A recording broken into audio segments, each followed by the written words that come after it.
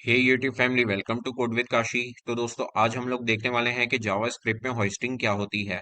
So JavaScript hoisting refers to the process whereby the interpreter appears to move the declaration of functions, variables or classes to the top of their scope prior to the execution of the code। ठीक है।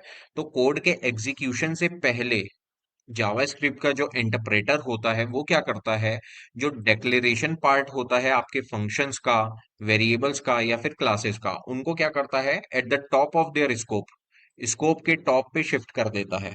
ठीक है, simple यही चीज है, यही आपकी hoisting है। So a variable can be used before it has been declared.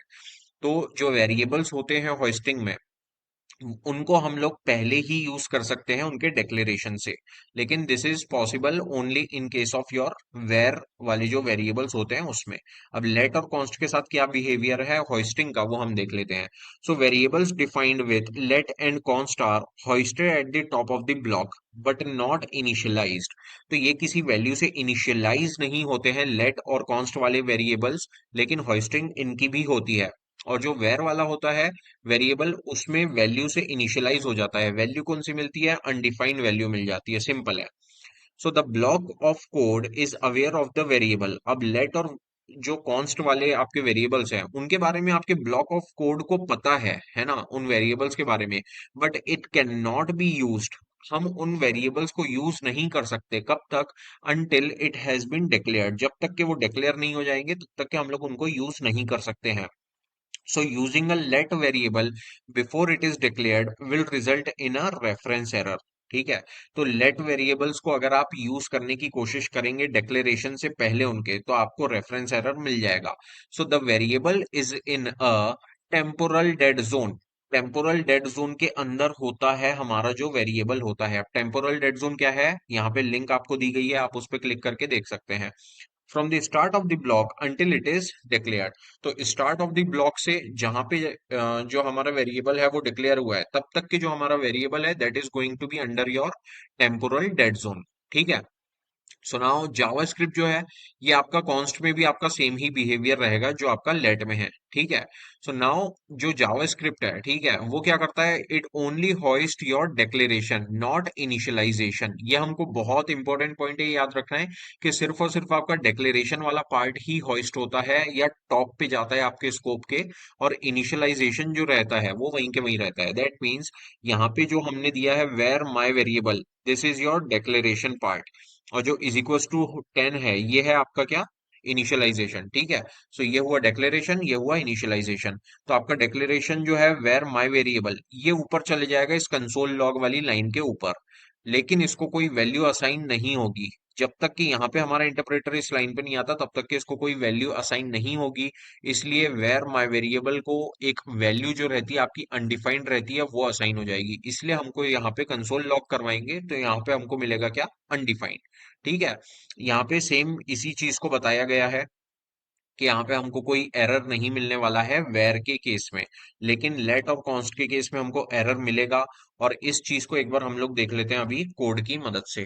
So let से, अगर मैंने यहाँ पे कंसोल लॉग करवा दिया एक्स को, ठीक है, और मैं डिक्लेयर जो है इसको मैं बाद में कर रहा हूँ। ठीक है। यहाँ पे मैंने इसको बाद में डिक्लेयर किया। सो इन दिस केस, अभी कंसोल पे जाएंगे तो यहाँ पे ये देखिए हमको क्या आ गया? अनडिफाइंड आ गया, राइट।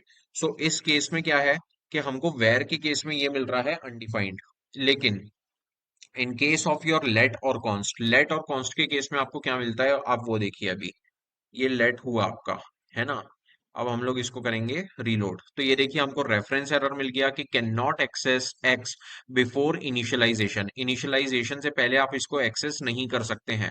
अब यहाँ पे सेम चीज को अगर हम लोग कर देंगे कॉन्स्ट, ठीक है, तो इस केस में रीलोड किया हमने, यहाँ पे भी हमको रेफरेंस एरर आ रहा है कि can not access X before initialization. ठीक है।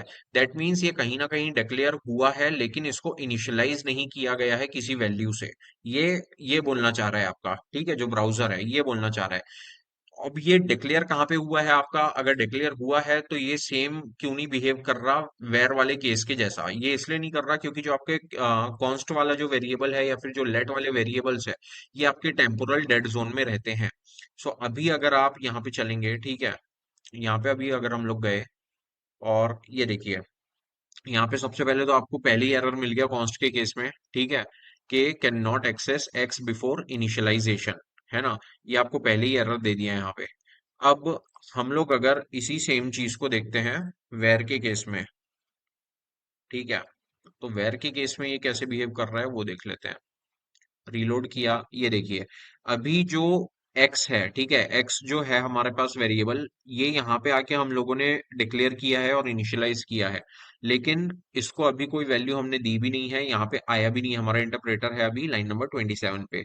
लेकिन ग्लोबल वाला जो स्कोप है इसमें अगर आप जाएंगे तो यहाँ पे हमको x की वैल्यू देखिए क्या मिलती है। x की वैल्यू यहाँ पे हमको दिख रही है अनडिफाइंड, दैट मीन्स x जो है ये डिक्लेयर हुआ है, लेकिन इसको जो वैल्यू है कोई भी अभी इनिशियलाइज नहीं हुई है, इसलिए इसने क्या कर दिया, बाय डिफॉल्ट अनडिफाइंड दे दिया इसको। तो वेर x जो इतना पार्ट था आपका, ठीक है, ये हो गया है यहाँ पे शिफ्ट एक तरीके से। ये ऐसा कुछ कहना चाह रहा है आपका जो इंटरप्रेटर है। तो इस लाइन का जो मतलब है वो सेम यही है, ठीक है, वो सेम ये है। अब इस केस में भी आपको जो है वो सेम ही कुछ आउटपुट देखने को मिलेगा। अभी हम लोग जाते हैं अपने कंसोल पे और रीलोड करते हैं, तो ये देखिए अभी भी हमको क्या आ रहा है, अनडिफाइंड आ रहा है इस केस में भी, ठीक है, इस केस में भी हमको अनडिफाइंड आ रहा है। तो इस तरीके से दोस्तों आपकी होइस्टिंग वर्क करती है जावास्क्रिप्ट में अलग अलग केसेस में, ठीक है। तो इट्स ऑलवेज बेटर कि आप जो भी वेरिएबल्स को यूज करने वाले हैं आपके कोड में, उन वेरिएबल्स को आप यूज करने से पहले ही डिक्लेयर कर दें, उनको इनिशियलाइज कर दें, सो दैट आपको कोई लाइक एट सडन ऐसी कोई आपको अनएक्सपेक्टेड आउटपुट नहीं आने चाहिए और एरर्स नहीं आने चाहिए आपके एप्लीकेशन में। सो आई होप दोस्तों आपको वीडियो अच्छा लगा होगा। वीडियो अच्छा लगा तो वीडियो को लाइक कीजिए और चैनल को सब्सक्राइब कीजिए। Thank you so much.